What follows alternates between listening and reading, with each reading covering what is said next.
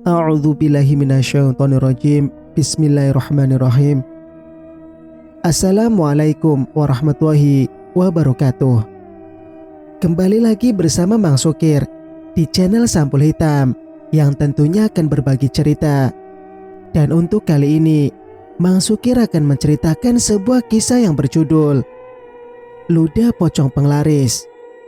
Cerita ini ditulis oleh Tika Novita.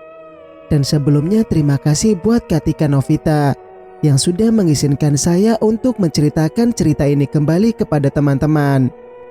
Dan tentunya bagi teman-teman yang ingin membacanya secara langsung, teman-teman bisa langsung kunjungi link yang saya sudah sertakan ada di deskripsi. Dan tak usah berlama-lama, bagaimanakah untuk cerita kali ini? Ini dia kisahnya. Selamat mendengarkan.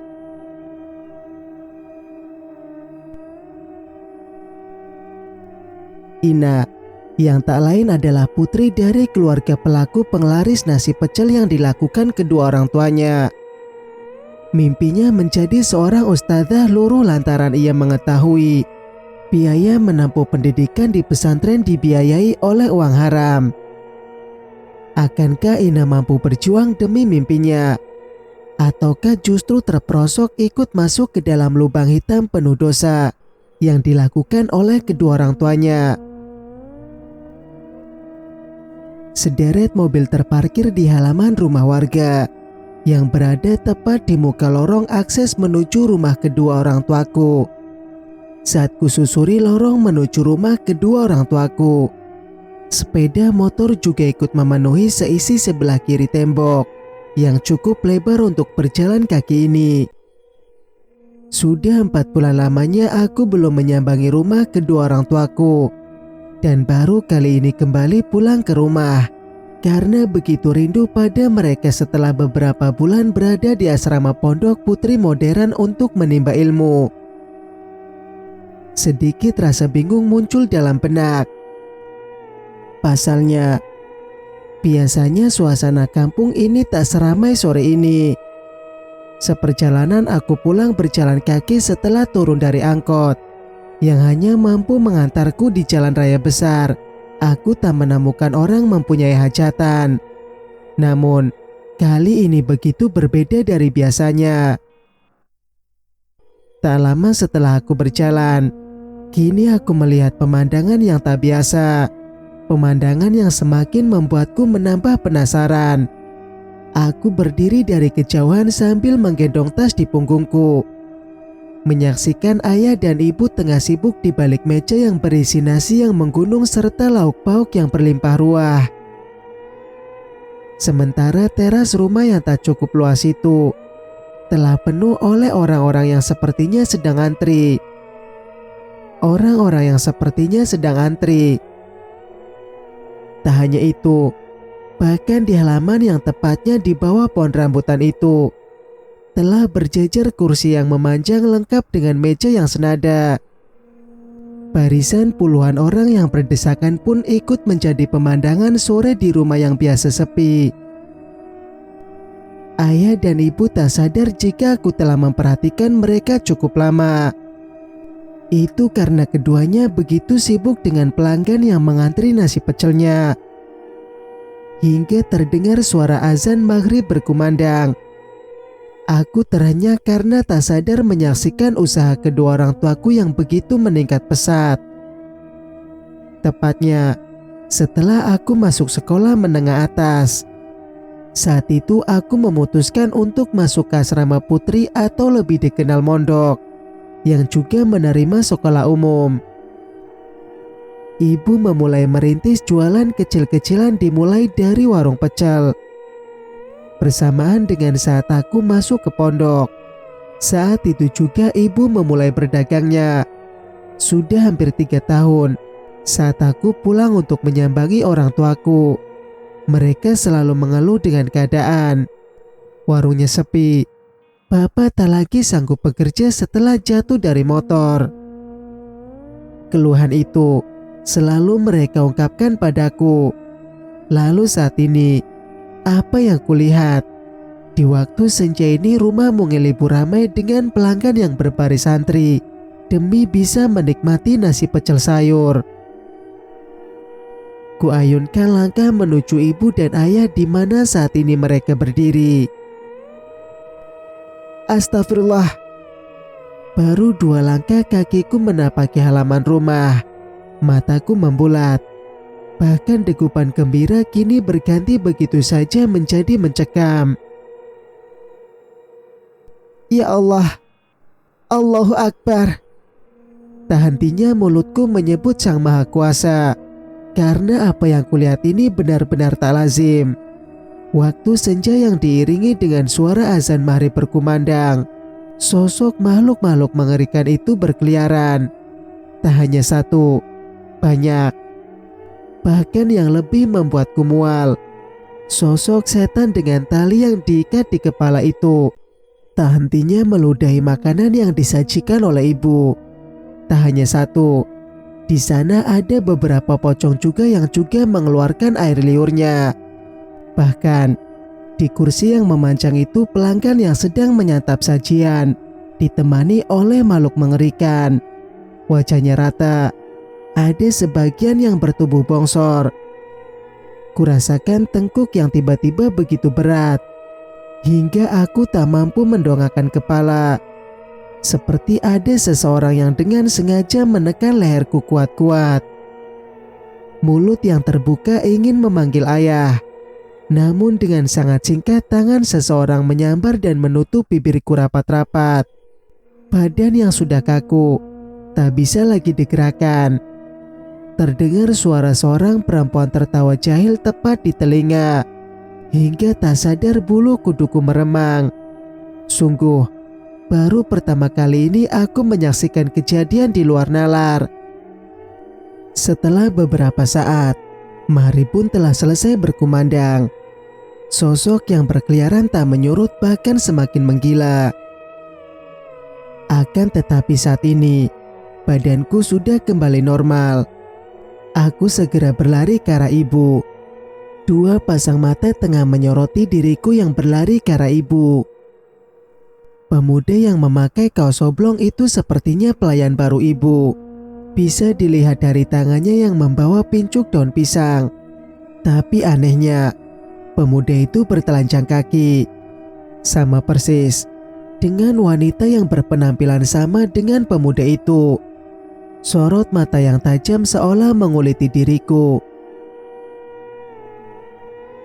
Nah, seru ayah saat pertama kali melihatku lebih dulu. Aku menoleh ke arah suara yang memanggilku. Ayah. Bahkan ayahku pun sama, bertelanjang kaki. Kamu pulang, Dok? Tanya ayah.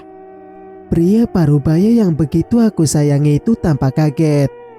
Aku pun mengangguk.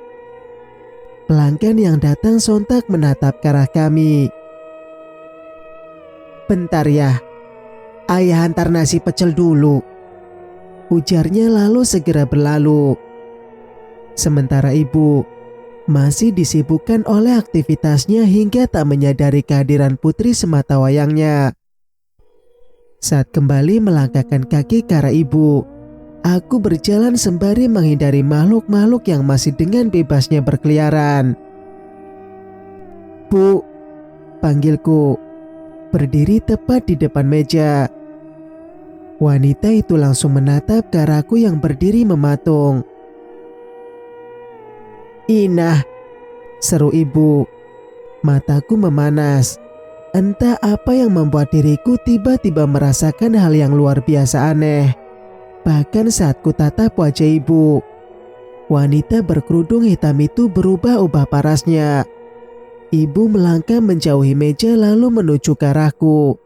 Aku mengayunkan langkah mundur saat ibu semakin mendekat. Sedetik rupa ibu menghitam. Lalu detik berikutnya rupa ibu kembali normal. Kamu kenapa, Dok? Tanyanya sambil mengulurkan kedua tangan. Aku menggeleng. Perasaan takut benar-benar menyelimuti saat ini. Sudah, Bu. Bawa Ina masuk saja, bisik ayah memerintah ibu. Namun masih bisa kudengar. Ayo Nduk, kita masuk, ajak ibu. Ayah pun dengan cepat memegangi pundakku, hingga akhirnya aku menurut. Wat, kamu jaga meja dulu ya, biar Toto yang antar, ujar ayah pada kedua orang yang baru saja ku ketahui namanya itu. Mereka hanya mengangguk cepat. Lalu si wanita yang mengunci rambutnya itu berpindah mengambil posisi ibu di meja. Begitu aku masuk ke dalam rumah, ayah dan ibu mendudukkanku di kursi yang memanjang. Aku diapit oleh ayah dan ibu. Kok pulang gak ngabari dulu nak? Tanya ayah. Iya, ibu kan bisa jemput, saut ibu yang duduk di sebelah kiriku. Aku tak bergeming, masih syok dengan apa yang kulihat di teras depan hingga halaman rumah. Hingga beberapa saat, ayah kembali berujar. Kau diam saja Tondo. Aku terhenyak saat di seberang meja yang ada di depanku, tengah ikut duduk seorang perempuan berambut panjang yang mencuntai. Sosoknya menunduk. Bu, itu siapa? Tanyaku sambil menunjuk ke arah sosok wanita itu. Mana Tondo? Gak ada siapa-siapa di sini. Ibu celingukan mencari sosok yang mungkin tak terlihat olehnya. Itu Bu, itu. Aku semakin histeris. Tatkala sosok itu ikut histeris. Ditambah ia memperlihatkan wajahnya yang hancur tak beraturan. Yah, ambil abu yang di kamar. Begitu mendengar perkataan ibu, ayah segera berdiri memasuki kamar yang memang masih dalam area ruang tamu ini. Selang beberapa detik, pria parubaya yang memiliki kumis tebal itu kembali. Ia membawa satu buah kendi. Aku tak mengetahui pasti apa isi dari kendi yang dibawa oleh ayah. Ayah menyerahkan kendi kecil yang lengkap dengan tutupnya pada ibu. Segera ibu membuka benda yang terbuat dari tanah liat tersebut. Rupanya itu adalah sebuah abu yang bercampur tanah, namun agak aneh dengan bau yang menyeruak busuk. Sosok itu masih tak hentinya menampakkan wujudnya, hingga ibu mengoleskan isi yang ada di dalam kendi itu tepat di dahiku. Dalam sekejap tubuhku lemas. Sosok itu pun nanar dari pandangan, sampai akhirnya aku benar-benar pingsan tak sadarkan diri. Singkat cerita, azan subuh berkumandang. Aku membuka mata menatap langit-langit kamar yang tak biasa. Begitu pemandangan dengan plafon bercat putih itu terlihat. Memang benar ini di rumah. Namun aku tak ingat apapun sampai aku membuka mata sudah berada di kamarku. Jika biasanya suasana pondok ramai dengan teman sekamarku, maka kini hanyalah aku seorang diri di kamar yang tak begitu luas ini. Sudah menjadi rutinitas untukku jika berada di pondok. Sebelum masuk waktu subuh aku biasa mengantri di kamar mandi.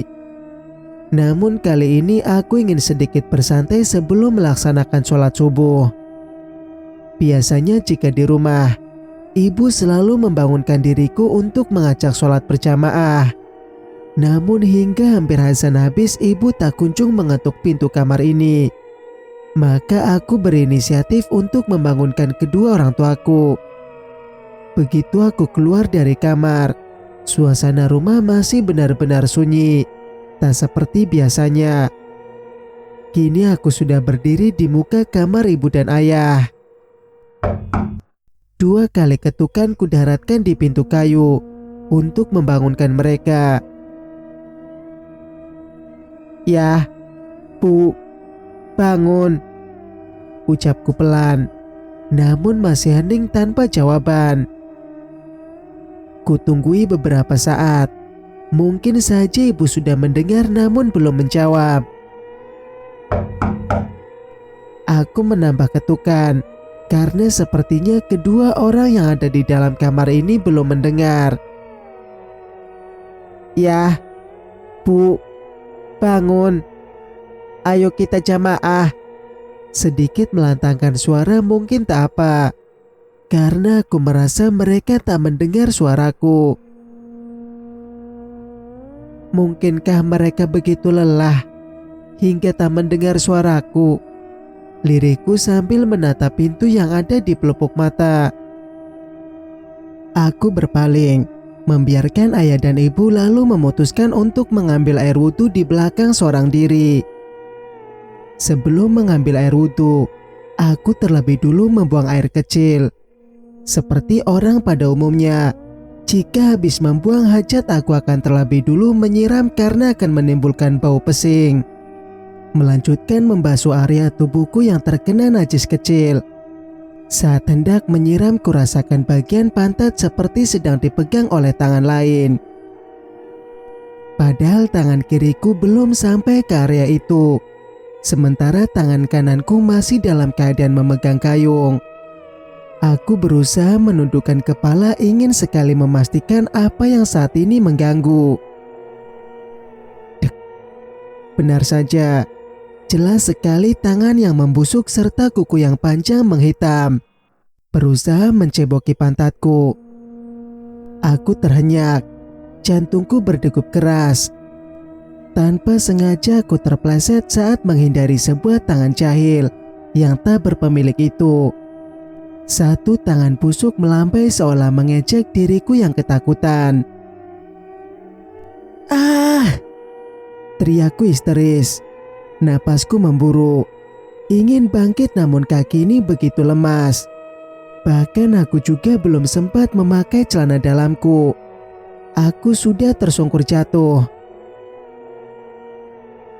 "Ayah, Ibu, tolong!" teriakku beberapa kali. Sampai akhirnya pintu kamar mandi didobrak paksa oleh ayah.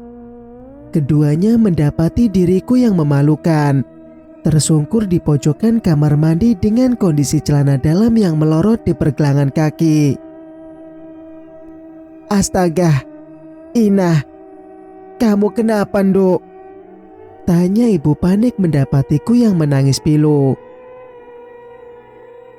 "Ibu," tangisku, lalu memeluk wanita yang telah melahirkanku itu. Sudah, ayo bangun." Ayah membantu diriku berdiri setelah ibu memakaikan celana dalamku yang melorot. Dibantu oleh mereka, aku berjalan kembali ke kamar. Hilang sudah ingatan untuk melaksanakan sholat subuh. Justru sesuatu yang lain saat ini terasa memenuhi isi kepala. Sebuah ingatan yang kembali membuat bulu kuduku meremang. Kejadian kemarin waktu bergantinya sore ke malam. Hingga berakhir ibu mengoleskan sesuatu sampai akhirnya aku lupa. Lalu pagi ini sebuah tragedi tangan buntung yang menceboki diriku. Apa yang sebenarnya sedang terjadi di rumah ini? Semenjak aku kecil, tak ada hal mistis yang terjadi atau aku rasakan. Namun, setelah kepulanganku dari pondok, rumah ini menjadi menakutkan. Seperti setan-setan itu memiliki dendam padaku. Belum genap 1 hari di rumah, mereka sudah menerorku hingga membuatku pingsan. Sepertinya ada hal yang tidak beres. Melihat sikap ayah dan ibu yang tak biasanya. Bahkan, kali ini mereka juga melewatkan sholat subuh. Aku beranjak dari peraduan, ingin menanyakan langsung pada ayah dan ibu apa yang sebenarnya terjadi. Aku mencari keberadaan mereka di dapur, karena biasanya ibu memasak olahan pecel yang akan dijual di waktu pagi ini dibantu oleh bapak. Kuedarkan pandangan di dapur yang ternyata tidak ada jejak siapapun. kembali mengitari rumah mungil ini. Lalu kulihat ayah dan juga ibu tengah duduk bersantai di samping rumah. "Ina, sini Nduk," panggil ibu melambaikan tangannya ke arahku.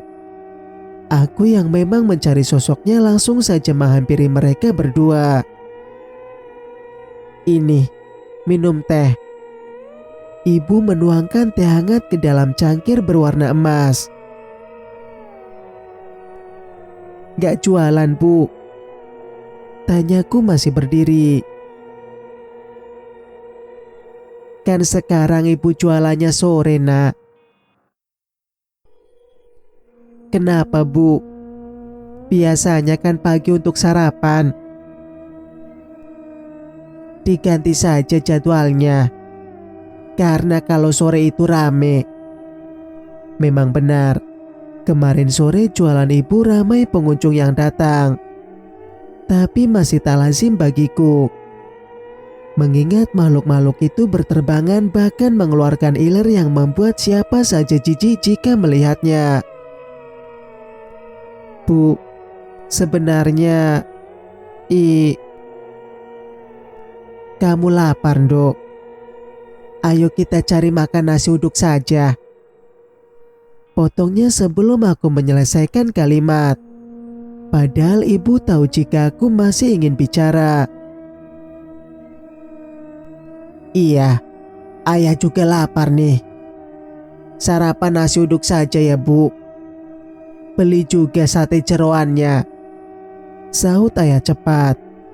Aku mengernyitkan dahi.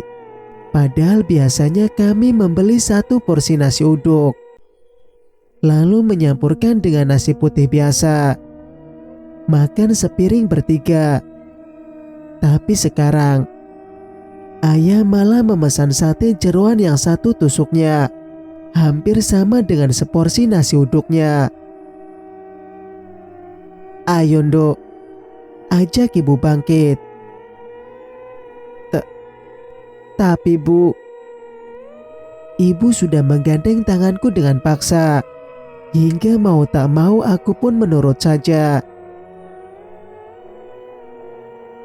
"Hati-hati ya, jangan lama-lama," teriak ayah saat kami menjauhi beliau. Singkat cerita, sesampainya di warung yang ramai setiap paginya ini, ibu memesan apa yang menjadi pesanan ayah tadi di rumah. Tak lupa, ibu memasukkan beberapa tusuk macam sate-satean berjumlah 10 tusuk. Aku sedikit kaget, takut jika uang milik ibu kurang. "Berapa, Pak?" tanya ibu saat hendak membayar pesanan itu. Si penjual menotalkan jumlah hingga bertotal 57.000. Aku melirik isi dompet ibu saat wanita itu dengan jelas membuka dompet kecil yang dia bawa. 100.000. Isi dompet hadiah dari toko emas yang hanya memiliki satu ruang. Syukurlah, aku membatin jika uang yang dibawa ibu cukup. Lalu ibu menyodorkan uang lembaran berwarna merah itu pada penjual nasi uduk tersebut. Sementara kembaliannya, ibu menyimpan di saku celana yang dipakainya. Begitu di rumah, ayah yang sedang asik menonton televisi itu tampak sumringah melihat kedatangan kami yang membawa nasi uduk. Ibu meletakkan kantong plastik transparan itu di meja kotak ruang tamu. Karena di sanalah biasa tempat kami makan. Karena memang tak ada meja makan di rumah ini. Ibu kembali dengan membawa sendok berjumlah pas untuk kami. Jujur saja aku masih tak biasa dengan keadaan ini. "Ayo makan, Dok," ajaknya setelah membuka karet pada nasi yang terbungkus kertas minyak itu. Aroma nasi uduk itu memang sangatlah menggoda. Begitu dibuka membuat perut ini semakin keroncongan. Akhirnya kami pun makan bersama pagi itu. Di suapan terakhir, tiba-tiba saja Wati, perempuan yang kulihat membantu ibu kemarin sore, datang ke rumah. Tanpa suara, wanita itu hanya mematung di ambang pintu namun sudah mengetahui kehadirannya. Wanita itu hanya mematung di ambang pintu, namun ibu sudah mengetahui kehadirannya. "Kenapa, Wati?" tanya ibu. "Sini masuk," sambungnya. "Gak usah, Bu. Itu, ucapnya belepotan. "Minta uang," pangkas ibu. Wanita bernama Wati itu pun nyengir sambil mengangguk. "Ya, ambilkan dompet ibu di kantong plastik itu," pinta ibu. Yang memang tadi kulihat ibu memasukkan dompet kecil miliknya di kantong plastik makanan. Ayah menyodorkan dompet berlogo naga itu pada ibu. Dengan cepat, resleting dompet itu terbuka. Lembaran uang merah keluar dari dompet yang memiliki satu ruang itu. Mataku membulat dengan apa yang kulihat. Bukankah uang yang ada di dompet itu tadi sudah dibelanjakan oleh ibu? Lantas, bagaimana bisa?